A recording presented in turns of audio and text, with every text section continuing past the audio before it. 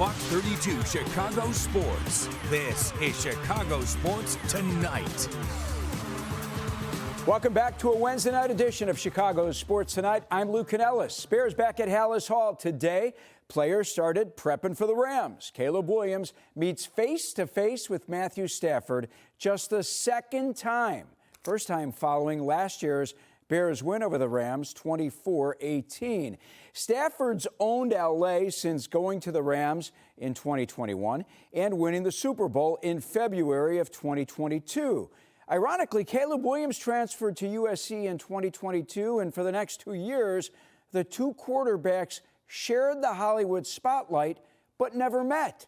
Cassie Carlson has more from today's Bears practice. Respect for quarterback play is mutual between both the Bears and Rams. Rams head coach Sean McVay called Caleb Williams a nightmare to defend, while the Bears see 38-year-old Matthew Stafford as an MVP and someone Ben Johnson used as an example to his own quarterback.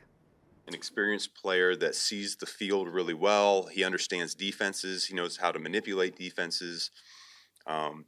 He's got a great feel for the game. At the top of the game right now, and at his age and things like that. And so that's something you can learn from. Running back DeAndre Swift saw Stafford work firsthand when they were together in Detroit. I call him the GOAT. That's my guy right there. When I got into the league, he was the first person to reach out to me. Going to Detroit, first guy I worked out with. A ton of respect for him, how he goes about his business. He's been doing it at a high level for so long. Can't say enough great things about him. He's a true warrior. Williams has proven to be a fourth quarter warrior after leading the Bears to their seventh fourth quarter comeback win against Green Bay, something his teammates believe comes down to his preparation. His car is here longer, his car is here earlier. And he's always has a notebook in his hand. He's always going over something. Like, he's taking his process very, very serious. And that's something that we need to do, every individual, to go ahead and kind of have the success that we want to have. And as the Bears prepare for another cold weather game, Kevin Byard said Ben Johnson's done a good job preparing them throughout the season as they have been practicing outside throughout the week without heaters, something he said players have complained about, but now he sees as a good thing. We'll go back out to Hallis Hall with Cassie and the Athletics' Dan Wiederer in a minute. But first, Cubs make it official. They have signed three-time All-Star Alex Bregman to a 5-year, $175 million deal. He'll be introduced to the media tomorrow morning at Wrigley Field. He'll also be at the Cubs convention this weekend if you're headed there. And how about this? Bregman's contract, the third largest in Cubs history. It's also the largest average salary in franchise history, although MajorLeagueBaseball.com reports the Cubs are deferring $70 million, which would keep their 2026 payroll just under the luxury tax, which is important to Cubs ownership. Bregman got his first unofficial welcome from Chicago fans Monday. He and his wife went to the Blackhawks game at the United Center. You see the number on his Hawks jersey? The number 3? Yeah, that's the number he'll wear as a Cub. All right, let's welcome in Cassie Carlson and the Athletics' Dan Wiederer. They have been at Hallis Hall with the Bears today. They started prepping for the Rams. Good to see both of you. Hey, Cassie, let me start with you. How has the team handled coming off that emotional win Saturday and going back to work this week for the Rams? Yeah, I got the sense on Monday when we were here, that was 2 days after the game, that a lot of the players were still riding the high of that emotion that they felt from Saturday night. But now we're Wednesday. We are midweek and just a handful of days away from the Bears being in the divisional round against the LA Rams. And so, as Kevin Byard said today, you just gotta turn the page. You gotta quickly flip the script onto your next opponent, because all of these playoff games are going to be emotional, win or lose. And so they've had to do this so many times throughout the season, especially coming off of 7 now comeback wins in the fourth quarter, that I think they're kind of used to it. And so all their focus now is what's ahead with Matthew Stafford and the Rams coming into town. Yeah, and I think they probably benefited from that game being on Saturday night. Yeah. It gave them an extra day to cross that emotional bridge. We did learn on Monday that Case Keenum spoke to the team. He was obviously the author of the Minneapolis Miracle about a decade ago, and then his team, the Vikings, went the next week to Philly and got their doors blown off and lost by 31 points, and their season was over. And so there is a message here about resetting, refining the urgency, and being ready for a very tough opponent Sunday here at Soldier Field. Guys, Rams defensive front four really good. They don't need to blitz a lot because they've got guys up front like Jared Verse and Byron Young, Braden Fiske, Kobe Turner. Worried about the Bears' offensive line without their starting left tackle? I think the assumption is that Theo Benedict will be their starting left tackle on Sunday, and he's someone who at one point earned the starting job before losing it to Ozzie Trapillo. And I think that's the benefit of having depth on the O-line and having players who can rotate at different positions, where he's been in games, seeing live game reps, and the coaching staff clearly trusted him at one point to be put in that position. So it's not exactly what you want. You would obviously love to have Ozzie Trapillo out there, but I think Theo Benedict, given the fact that he has had game-like reps, you feel better about it than some other scenarios. Yeah, and the real concern that you do have is mitigated by the fact that Ben Johnson is your coach and offensive overseer. You understand that he has been very, very accomplished at understanding what he has to work with, what he doesn't, and game planning accordingly. And so you'd think that they would have a way to account for that change at left tackle and figure out a way to get this offense going. Obviously, we've been a broken record here for a month or so. They've got to get going faster. They can't leave everything for the fourth quarter. Yeah, and here's what Ben Johnson had to say about the Rams' defensive front and all the problems they present on defense. Versus one of the more violent edge players I've seen on tape so far this year. He does a great job turning speed into power. He'll take a tackle, go right down the middle of them, and take him right onto the lap of the quarterback. The interior, they are, like I said, relentless. I think that's almost not only talented, but just the fact that they do it play in and play out, and they don't take any plays off. That makes it very difficult because you got to bring it every single snap. Can't have any lapses up front, or else they'll make you pay. Sean McVay gave a ton of respect to the Bears in his Monday press conference, guys. Really complimented Caleb Williams. What did Caleb have to say about his ability to rise to the pressure moments like he did last Saturday? I mean, yeah, week in, week out, he continues to prove, and honestly, put money where his mouth is and say that he is the best in these moments, and he doesn't feel the pressure. He is built for these big-time games that he's played in before and doesn't get nervous. And it was interesting to hear running back DeAndre Swift's perspective, who said he is just so confident in the huddle right now. And he actually had some words of encouragement inside the huddle, basically being like, we are in a position to go win this game right now, and that is what we're going to do. And we just hear it from Ben Johnson. We hear it from Caleb Williams. You don't really need to motivate this guy late in games. He is so self-motivated and knows what lies ahead for them to go out there and take advantage of these opportunities, and he does it week after week now. And so I think this team feels so confident in their quarterback and also the preparation that he has learned over the course of his second season. Listen to what he had to say about that. I feel calm in those moments. I feel my conditioning is the best in those moments. I feel that's really it. I mean, I feel that I'm the best in those moments because of what I've prepared, to be in those moments. It's just next play, next play, next play.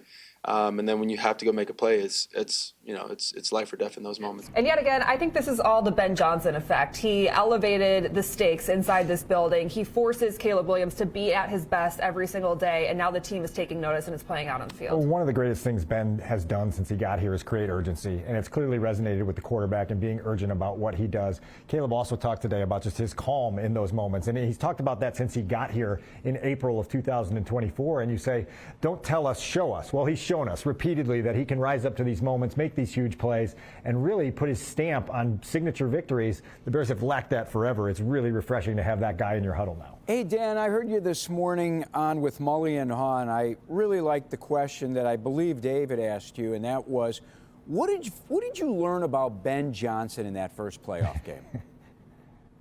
Well, I said what we confirmed is that he's into it, right? Like, we saw that Ben Johnson is into it, and that post-game celebration in the locker room was everything Chicago wanted, right? It was just unbridled passion, unleashed, unapologetic.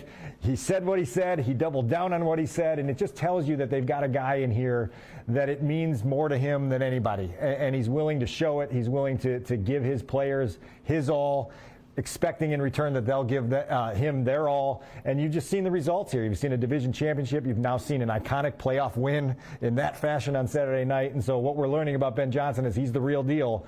He's the superstar that he was claimed to be when they hired him just about a year ago. And so we'll see how long he can keep this current run going. I think what's interesting about all coaches, and a lot of the best ones, is they are maniacal in everything that you do. And I think we've learned over the course of this season, that is Ben Johnson. He expects the most out of his players. He also expects the most out of himself. And to see the oozing of passion that came out of him after that win, even in the handshake, I think it just screams to all the work that's been put in this season. He not only had to, coach this team, he had to change the culture. And it's now been a 12-month job that he's started doing that when he was hired a year ago. And so I think that was just like a release of emotion of, we have gotten to this point, we're not done yet, but, there's been bumps along the way. But I feel like that was him saying, like, all right, I'm here, I'm your guy, and I'm going to lead this team to new heights. And it was pushing the bully aside, right? It. Like, it was so symbolic. The Bears beating the Packers in that fashion and then saying, bleep the Packers. All right, thanks to Cassie and Dan for joining us on CST at Hallis Hall. Coming up, we are going to go back to Hallis Hall, chat with Bears play-by-play man, the voice on the radio side, Jeff Joniac, plus one of our former colleagues here at Fox Chicago will join me as well. Shae Cornette, host of First Take on ESPN. So don't go anywhere on this Wednesday night edition of Chicago Sports Tonight. All right, if you've got tickets to Sunday's Bears game, make sure you are dressed for what's going to be a cold, frigid night. Wind chills in the single digits. And if you don't have tickets and are checking out the secondary market, I'll do you a favor. I was on the websites this morning checking out what tickets we're going for. Cheapest seats right now at Soldier Field. They still cost you $500 for the game on Sunday night. Average price to get in, almost $900. But prices are starting to come down a little bit because of the weather. Now, I know one Chicagoan from Park Ridge who, if she chose to come home for the game, they would be flowering her with comps. There she is, Shae Cornette, who I knew as Shae Pepler. Here at Fox, Shae from ESPN, host of First Take, Sports Center, my former teammate here at Fox, joins me from Bristol. First of all, I am so proud of you, Shae Cornette, Shae Pepler. Happy for you in your new role on First Take with Stephen A. Smith and your cast of characters like Peter Schrager earlier today. How are you doing? I'm doing so good, Louie. I'm doing great, but I miss you guys, and I miss Chicago tremendously. Do you know, I'd pay the money to go sit in, what is it supposed to be, minus 10 degrees, I think? Yes. On Sunday night, I would pay to do it. I would love to do it. I have to be in Miami for the national championship game for the CFP. So unfortunately, I don't have a private plane yet, so I can't quite make it work. Oh. But I will be watching in my vintage Kyle Long jersey that I have. I will be watching, and I will be thrilled for the Bears. My goodness, what a season. Look, you and I covered some Bears teams that could only dream of having the kind of success that Ben Johnson and Caleb Williams and this whole crew is having this year. And it has been so fun to watch. I catch some of Fox 32 shows and post-game coverage and all the stuff after games, and I love watching it, and I miss all of you guys, everyone there, so much. All right, give me the national perspective. I appreciate, it's still in your heart. You grew up in Park Ridge. You're a Chicagoan forever, but you also work with a lot of national guys like Stephen A., who's obviously very outspoken, and Dan Orlovsky, your friend over there who was beating up the Bears last week, actually just ripping them to shreds, saying they had no chance against the Packers. How are those Bears haters treating you today? It's funny. Since that show with D.O., with Dan Orlovsky, I have not seen him. And we live very close by each other in Connecticut, and I have not seen him once. My mentions have blown up like, tell him off, and I haven't even had the chance to. I think he's on the show tomorrow, so I'll make sure to do that. First of all, the narrative coming into the Packers game, into the wild card round, was that people don't trust the Bears. They don't. And that's, I think, a fair assessment. The comebacks have been awesome to watch, and for me, have nearly given me a heart attack. But you feel like they're not always sustainable. In fact, it kind of bit them against the Lions in that last game of the regular season. Obviously, it was sustainable against the Packers, and they were able to pull it off. But I think that game now against the Packers, your bitter rival at home, has been that thorn in your side for like my entire life, has now put everyone on notice. Okay, fine. This Bears defense isn't fantastic, and maybe it's not the bread and butter defense that I've been accustomed to my whole life, but they're opportunistic, and they can get some when you need it, and they can get a stop when you need them to. And don't let that Bears defense get hot now, because if that Bears defense can at least provide you a little bit more of a pass rush, a few more stops in critical situations, forget the takeaways. Okay, now the Bears have an offense, they have a defense, their special teams is sound. Don't let them get hot. So I think the national narrative was, I don't know how much I trust this Bears team yet. After the Packers game, completely different ballgame. I don't know if you heard, but even Al Michaels said that he's called 31 games at Soldier Field, and never has Soldier Field rocked like it did in that Saturday night win against the Packers. Joniac actually say, Yes. I heard Jeff Joniak actually say that the radio booth was shaking, and him and Thayer have never felt that either. Also, my former partners, miss them. Please tell them that. So please, Al Michaels, I was listening to the local broadcast. I heard Thayer and Joniak tell me that the booth was shaking. Crazy. Crazy. Makes you wish you were there, right? Right. I love it. So bring that same energy against the Rams. They're going to need that. And I think that could disrupt Matthew Stafford a little bit, right? Like with the noise, the cold, his hands, his fingers being freezing and maybe not at 100%. I'm not wishing poor things upon him, but I think that would only help. Do you think it's going to be a shootout? I don't. I actually think the Bears can win by a touchdown. And I think they can figure this. I don't want it to come down to the last second again, Lou. I can't handle it. Like, start out fast. I don't need a tale of two halves again. Let's start out fast against the Rams. Let's have their number, and let's have at least a touchdown lead. Like, let's not leave it in Matthew Stafford's hand on the last play of the game. I don't want to do it again. Please. You're preaching to the choir, honey. I'm a lot older than you, and I'm going to have a grabber if this continues. Oh, Lou, I can't handle it. So I hope not. I do kind of think it's going to be one of those games where the last player or the last quarterback with the ball in their hands will win, but I'm going to hope it doesn't come down to that. I hope we figure out the first half. We got to. The Rams are a really good football team. When you were talking to the football gods over there, Orlovsky, Schefter, did anyone have any idea, any instinct that a season like this was possible for the Bears? No. Are you kidding me? I don't, when I first got the job on First Take, I did an interview and it went everywhere. And it was like, Shae wants to talk more about Midwest sports. I did. I'm from Chicago. That's fine. And then all of a sudden the Bears started winning football games. And we have talked about the Chicago Bears almost every single day since I got this job. And I'm like, this is wonderful. But no one saw this coming. How could you? And I got to be honest, Louis, I wasn't even sure about Ben Johnson either. I have seen this story before with coordinators. I loved Matt Nagy. I liked Flus when he first got in there. But I'm like, I don't want to do another coordinator that's an unproven head coach. I wanted Vrabel. That's who I thought would be the best fit in Chicago. I'm like, give me Vrabel, someone who's established himself as a head coach. I am so happy to say I was wrong because I just wasn't sure how this was going to work. And I felt like we had been down this road before. I liked Caleb Williams coming out of Chicago, but USC didn't have a phenomenal year the year he won the Heisman. So I'm like, is this really the right pick? I think that Ben Johnson attitude, though, and you would know this better than me, so you tell me, has rubbed off on Caleb Williams, though. The dude seems angry on the sidelines, possessed it. I'm here for it. Laying into his offense. Like the two of them together are like this force to be reckoned with. And I think they've rubbed off on each other. I've been on this show saying in the past that I thought Ben Johnson at the beginning of the season was looking for more of a Jared Goff type quarterback because that's what he worked with in Detroit. Right. And he had terrific success.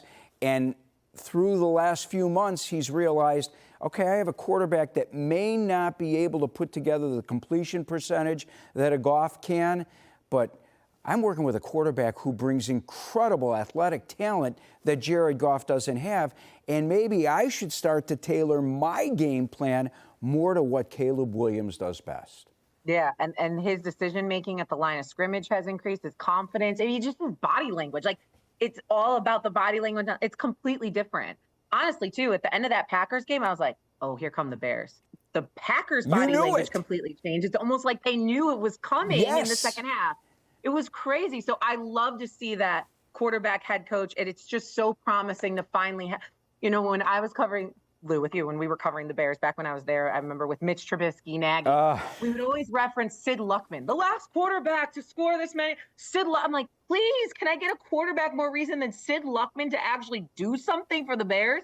It is so refreshing to see records being broken. And the first time, Caleb Williams making history, and I don't have to reference Sid Luckman anymore, please. It was nice to see a wild card win, especially against the Green Bay Packers. I know they didn't have Micah Parsons.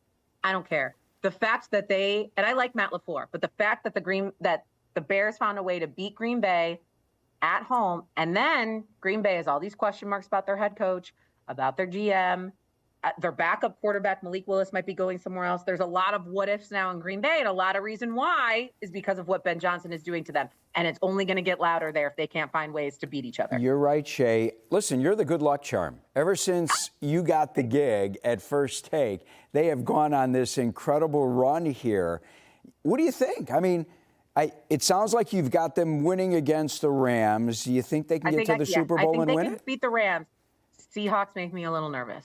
That Seahawks defense, that's tough. Now, it's legit, yeah. Again, with a quarterback you could take advantage of with turnovers, Sam Darnold. Hello, we've seen him turn the ball over 3-4 times in a game. Sure, but that Seahawks defense is stifling, and you'll have to go to Seattle for that one. That makes me nervous. So I think we could get past the Rams, but Seahawks waiting in the wings does give me a little bit of pause. And my goodness, I bet you would love to see your Hoosiers win on Monday. Can you believe what Curt Cignetti has done in Bloomington? I want to see. They're going to win on Monday. I can't wait to be down there in Miami and watch that butt kicking that's going to be on Monday against those Miami Hurricanes. But you, get out of here. I can't wait. I love you. I am so happy we had a chance to catch up. Thanks for spending some time with me here on CST. Have fun this weekend and Monday with the big Hoosier game. But first things first, Sunday night, Bears, Rams. Bears, let's go. I'll be watching. Thank you, Louis. Thanks for having me on. Don't be a stranger. I won't be. Don't be a stranger. All right. Thanks, Shae. My partner on Bears Game Day, Bears Game Night Live, Jeff Joniac, who does such a great job on the radio as the voice of the Bears, joins me from Hallis Hall now. Hey, man, have you come off that emotional high yet from Saturday night? No, honestly, it's funny you say that because we just had Joe Montana on our podcast that will drop tomorrow, wherever you get your podcast, Bears, etc. And he brought me back to the game because he was out in L.A., of course, watching the game on television and enjoying it from a distance. But I mentioned to Tom Thayer, I said, I know I should be hitting reset about right now and moving on. It's already Wednesday. But I keep getting flashbacks of the fans at Soldier Field. That environment topped everything I've seen. Honestly, maybe the snow globe moment in the NFC Championship game in 2007, 2006 season. That was right up there. But this crowd was hugging, dancing, strangers hugging, high-fiving. It was wonderful. The stadium was heaving, Lou. The people were making it look like the stadium was heaving up, and it was shaking the booth, as we mentioned in Game Night Live. So, yeah, the 4th and 8th throw, I can't appreciate it as much as a play-by-play guy in that moment. I'm like the play caller, right? You're on to the next play. But watching it over and over again, I am still amazed at that throw. And then the final 13 seconds. Lou. I know. I don't think I gave it its due because I was worried about what was coming. And so I'm like fearing the worst in that moment because we've seen it happen too many times in our careers. So you heard from Ben Johnson, some of the players today. Anything really make an impact on you? Well, Montez Sweat, he was off the podium on the side. Man, a few words this season, but you could feel he appreciated what's going on here in the last part of this season, the winning streak and all that, but the environment that we just talked about, this is the best he's ever had in a season. He said he's never had more fun. Really? And winning certainly does that, but it's the moment that you're living in. It's this Bears town. It's a Bears town. They're going absolutely insane right now. That environment Sunday night will be, dare I say, equal to Saturday night. I know it's a work night, but you know what? Call in sick Monday.